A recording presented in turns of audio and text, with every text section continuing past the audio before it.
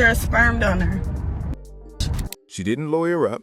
She didn't tip off any blogs. She simply went live and let it all fly.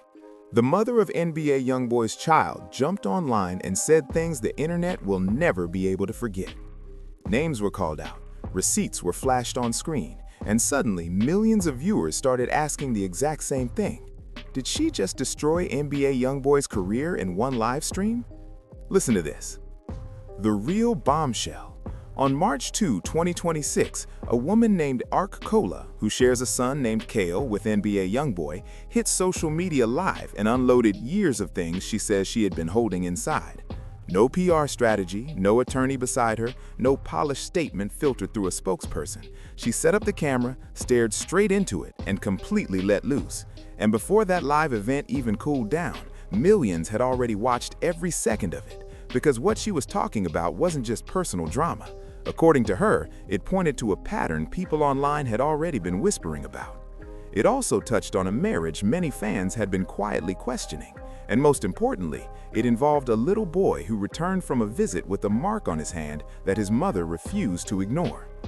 The person she directed most of that heat toward? Jaslyn Michelle, YoungBoy's wife. And trust me, the call-out was loud. Before we break down exactly what Cola said and why the internet reacted the way it did, you need the full context. Because if you step into this situation without knowing the background or the history between these people, you'll miss the real story. So hold up, let's start from the beginning. NBA YoungBoy, whose real name is Kentrell Deshaun Galton, was born October 20th, 1999 in Baton Rouge, Louisiana, and he's far from a typical rapper. We're not talking about an artist who's hot for a season and fades the next year. We're talking about a documented, record-smashing powerhouse in hip-hop who's been dominating the game since his teenage years.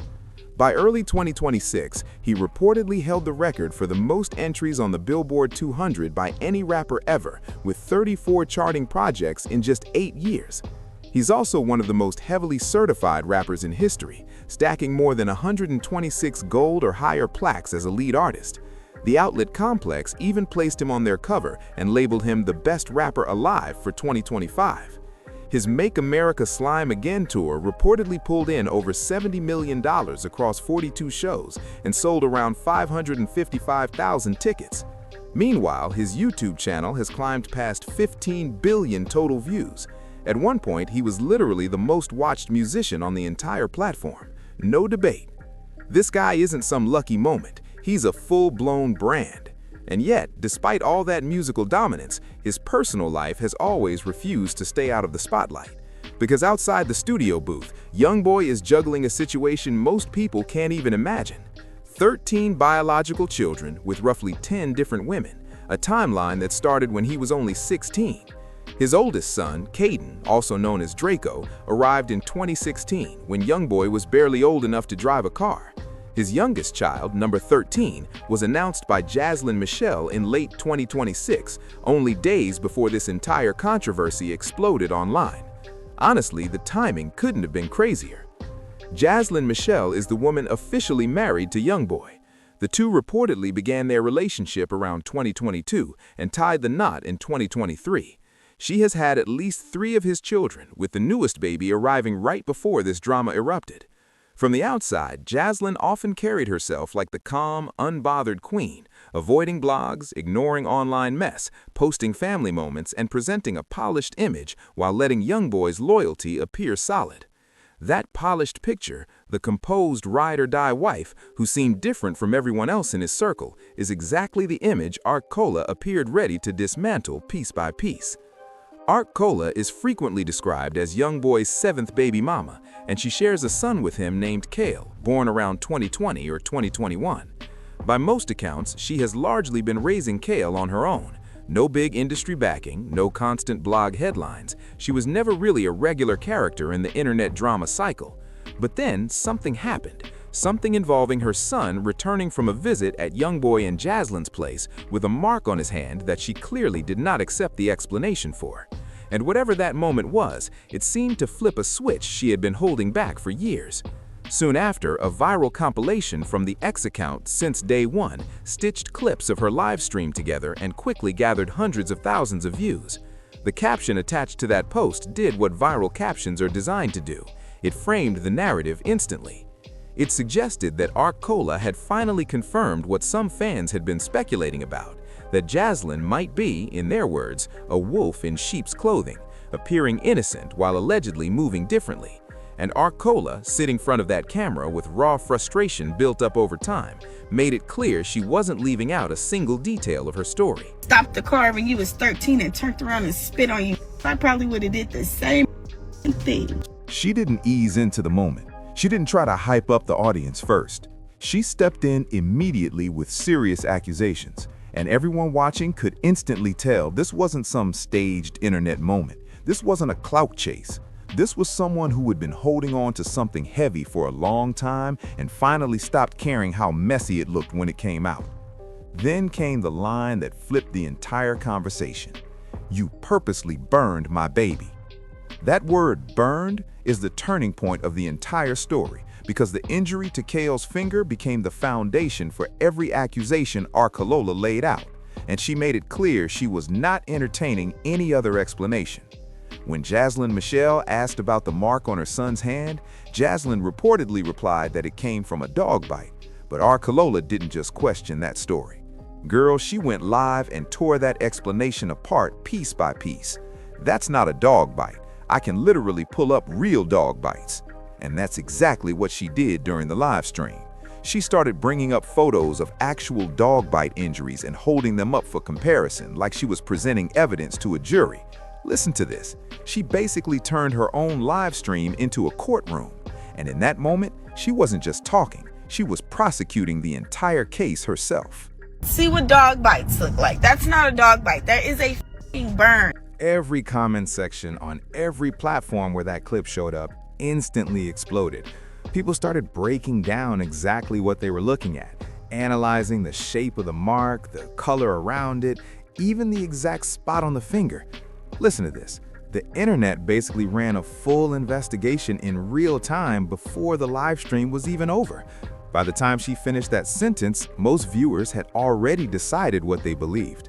See the brown at the top? That is a f***ing burn. And let KL tell it. Now hold up, because this part really matters. And listen to this. We're not here throwing reckless claims around. As of March 4th, 2026, there are no police reports filed, no confirmed CPS investigation made public, and no mainstream outlet verifying the burn accusation. These are allegations from Arcola that she delivered live in real time during what was clearly one of the most emotional moments of her life.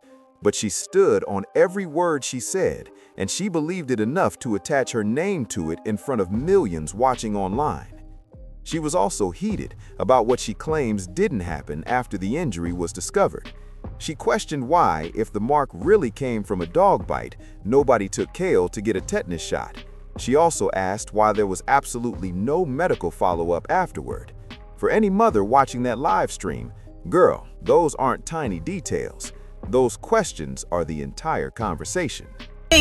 When I got hit in the eye, it was his his SPERM space DONOR.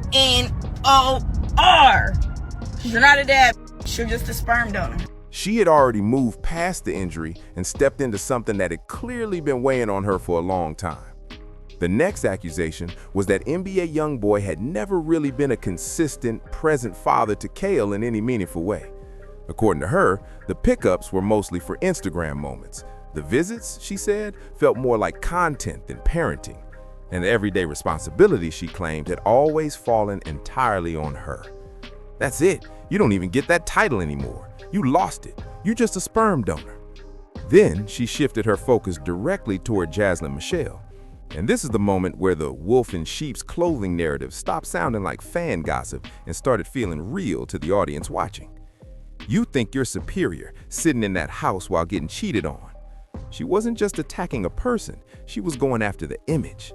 That carefully polished image of the quiet, composed wife who seemed untouched by the chaos surrounding the relationship. Arcola was saying loudly and publicly that the image was fake. According to her, the woman behind it knew exactly what she was doing and exactly why she was doing it. "You really had the nerve to lie to me about my kid, and that's why your husband keeps doing you like that." By the time the live stream reached this point, it had clearly moved far beyond a co-parenting disagreement. It had turned into a full breakdown of Jaslyn's entire public identity. And people online were suddenly questioning whether the stable family image around YoungBoy was real or carefully marketed. "My son didn't do anything. He's innocent, and he still asks about you." And right there, underneath all that anger and raw emotion, was the part that hit people differently. Because a child who still asks about his father and says he misses him isn't internet drama. That's a real little kid with real feelings. And his mother was sitting in front of that camera fighting for him the only way she knew how. "He still says he misses you." Then suddenly she paused. "Anyway, I'm done. Thanks for coming to my TED Talk." Even in one of the rawest moments of her life, she dropped that line, and the internet immediately reacted. People online didn't agree on every detail of the situation, but one thing almost everyone admitted to: Shorty definitely had bars. Now, here's where the history between Art Kalola and NBA YoungBoy becomes important, because the tension between them didn't start in 2026. The most significant chapter actually goes back to November 2023. That's when Art Kalola publicly accused NBA YoungBoy of allowing two women to confront her at his Utah home while he was on house arrest.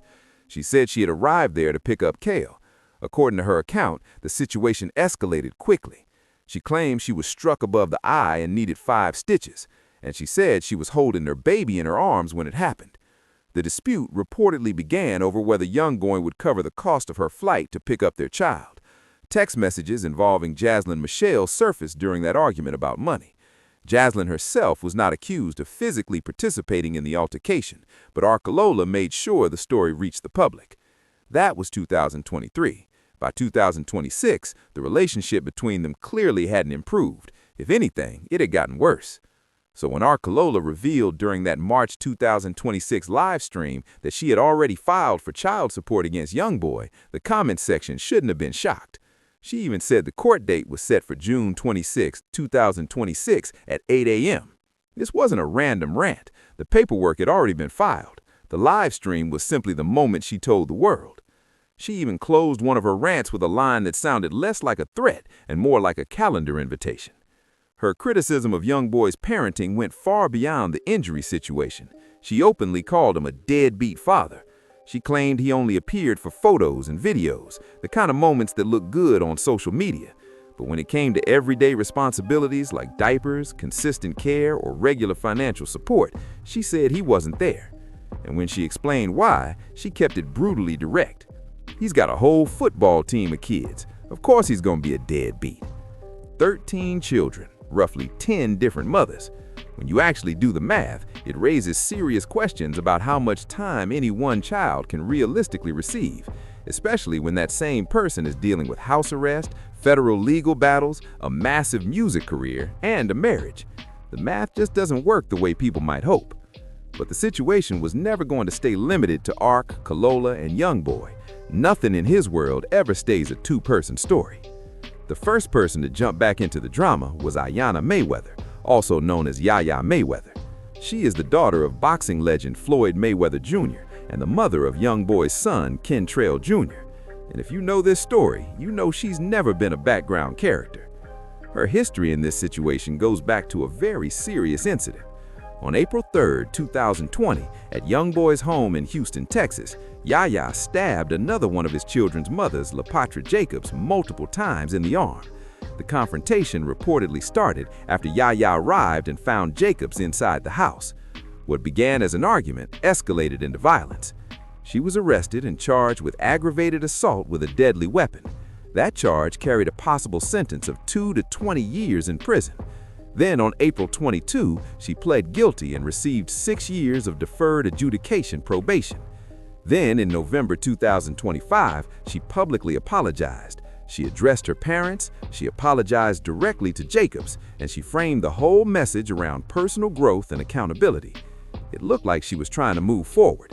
But once clips from the Arcolota live stream began spreading across social media in March 2026, Yaya stepped back into the conversation. She didn't go live or start yelling online. Instead, she retweeted posts that supported the idea that Jaslyn might not be as innocent as she appeared. The message was subtle but very clear. She seemed to agree that the perfect wife image didn't match what was allegedly happening behind the scenes. Coming from someone with her history in this situation, that support carried real weight. And it didn't take long for the next wave of drama to begin. Jaslyn's sister, Caliente, quickly pushed back at Yaya. She posted screenshots and accused her of being two-faced.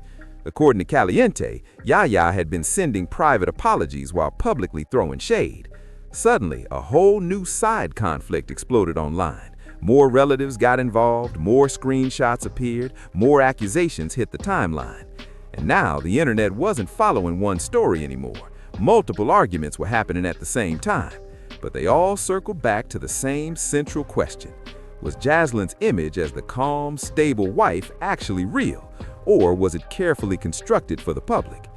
Then another older story resurfaced. Back in December 2024, an Instagram model known as 7TV had posted a storytime video claiming she was flown to YoungBoy's Utah home in 2022 while he was already involved with Jaslyn. Arcolota mentioned that story directly during her live stream. Her point wasn't just that Jaslyn was being cheated on. She suggested Jaslyn might already know and had chosen to stay anyway. According to Arcolota, the lifestyle, the ring, and the potential financial security were worth more than confronting the truth. Whether that claim is fair or not, the idea spread fast online. And for someone whose brand was built around being untouchable and above the drama, that narrative was damaging. Then another detail surfaced that arguably hit YoungBoy's image even harder.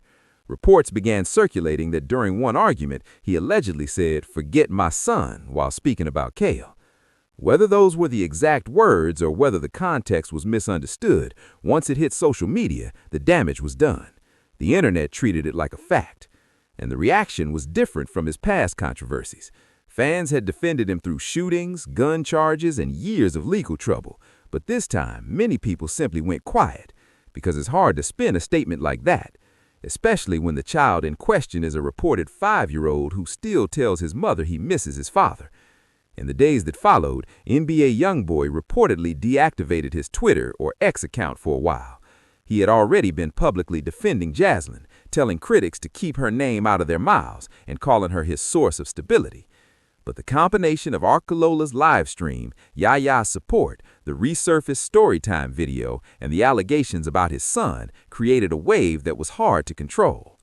And to really understand why this situation exploded the way it did, you have to go even further, to November 2022. That's when YoungBoy posted an emotional message on Instagram announcing he was cutting off contact with several of his children. He claimed some of the mothers were using the kids as leverage and damaging his reputation. He said those children would have to reach out to him themselves when they were older. But in that same message, he publicly praised Jaslyn above everyone else. He wrote that she had warned him not to trust the other women around him. He credited her for being honest with him, and he made it clear she was the person he trusted most in his circle.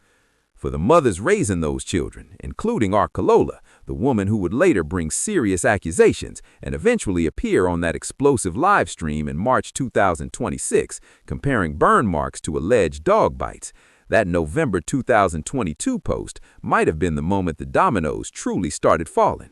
Looking back, that could have been the spark that quietly started the chain reaction. Now this brings us to something deeper, the clash between a career and a narrative. Because the rise of NBA YoungBoy didn't start in comfort or privilege. His story starts in Baton Rouge with a father who received a 55-year prison sentence before Kentrail was even old enough to understand what prison meant. It continues with him being raised by his grandmother, the woman he often described as his protection, his peace, and his entire support system. She later died from heart failure shortly after one of his releases from juvenile detention. For someone who had already grown up surrounded by instability, that loss hit like an earthquake. His childhood included a serious wrestling accident at around 4 years old that broke his neck. Doctors had to place him in a halo brace, leaving permanent scars that he still carries today.